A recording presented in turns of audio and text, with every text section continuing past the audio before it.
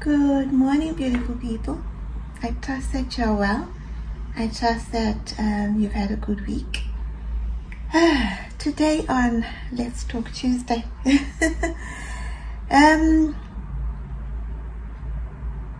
Grief is an emotion that you can't describe to somebody until they experience it themselves.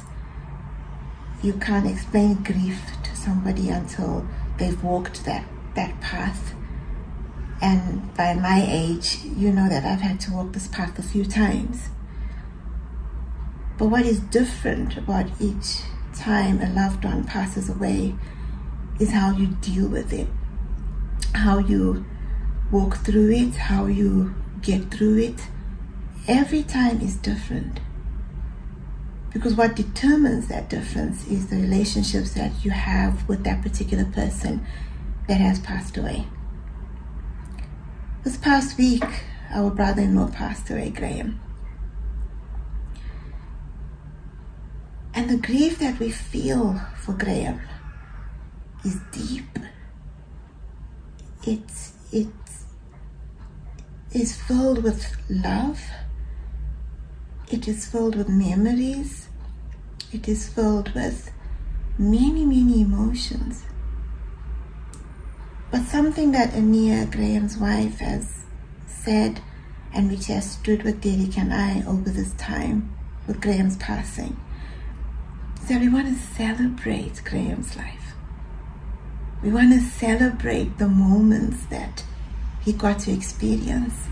We want to celebrate the moments we got to experience with him, because I can remember him speaking at our wedding, and he did such an amazing speech at our wedding, a speech that was filled with love, laughter, a speech that brought memories to the foreground for Derek, memories that Derek himself may have forgotten, but because Graham's been in Derek's life from young, he had a lot to tell on our wedding day about Derek. So this grief that we feel right now for Graham it's such an emotional roller coaster, because at the same time as it is sad, it is also a time to celebrate, a time to thank God for the many years that he blessed Graham with, the many years that his family got to spend time with him, the many years his siblings got to spend time with him, his wife, his children, and now his grandchildren. So they all got to spend such amazing times with Graham. They got to experience many life moments with him.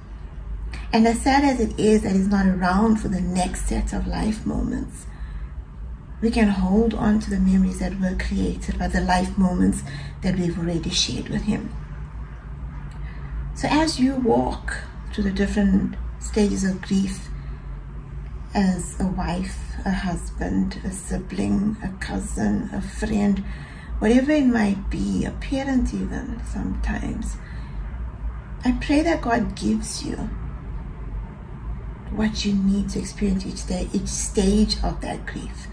I pray that God's angels encamp around you, that you never miss their presence, that you always are aware that God has his angels hovering around you, protecting you.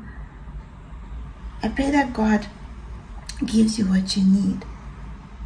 Because when you lay a person to rest, and you have the service, and you have the ceremony, and you have people coming together, it's when the dust settles, when it's all quiet, when it's just you and your thoughts, that sometimes can be the hardest moments.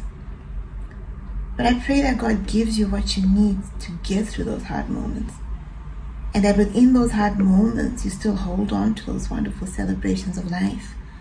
That you still hold on to the wonderful memories that you had with that person. And that they bring you through to the point where you feel like, I am at peace with what's happened. That I am learning to navigate life now without that person in my life. But that I will always remember the love, the joy, the many, many memories that we made together. So yeah, grief is a hard one for me, because like I say, it brings back many memories. It brings back lots of emotions that you sometimes don't want to experience again, but sadly we do. So yeah, at this time I just want to say what we are going to hold on to help us through these really early stages of grief that we are feeling at the minute. We are going to hold on to the memories we made earlier this year with Graham. We traveled to Cape Town, and it had been a trip that for many, many years we said we need to go see Graham. We need to go see Graham. And this year, it happened. This year, we jumped on that plane and we traveled to go and see Graham. And let me tell you, every single moment that we shared with him is a fresh memory that we are now carrying with us right now and reliving, because that's the memories that are fresh in us that are going to help us get through the stage that we find ourselves in, these very early stages of grief. So wonderful memories, being in their home, being shown around Cape Town by Graham and Ania, traveling around Cape Town with them, seeing them for the very first time at the airport. I cannot tell you how much joy we experienced in those days that we spent together. So yes, we are going to continue to celebrate Graham's life.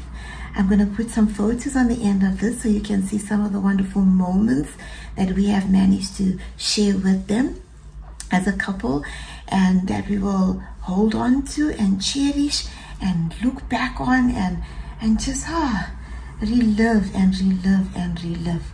You know, because that's what we can do right now, is relive those wonderful, wonderful celebrations of life that we experienced together.